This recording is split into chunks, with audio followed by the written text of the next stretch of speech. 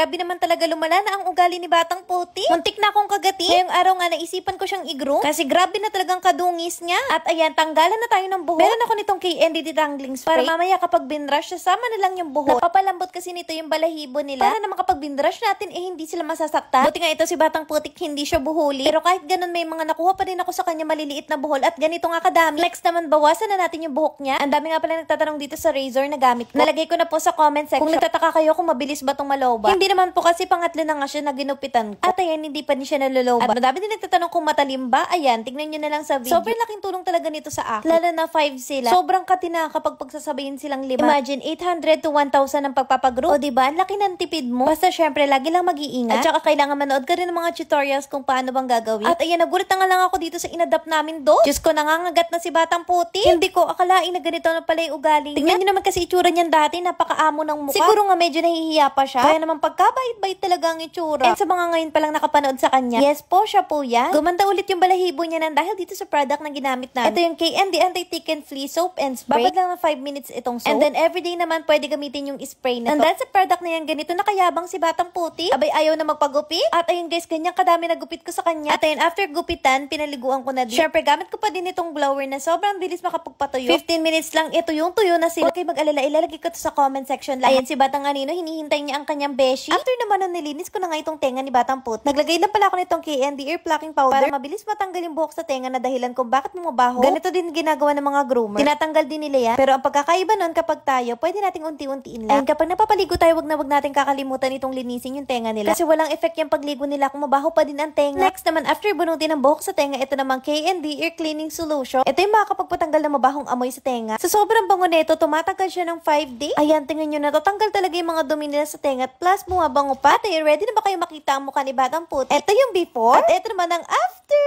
Oh ha, grabe, sobrang cute. Mukhang magtatayo na nga ako dito ng grooming. Ako na mismo ang mag-groom sa mga fur babies. Pero bakit mukhang hindi naman satisfied itong customer ko? Ang taray, ayaw magpasabi ng pogi.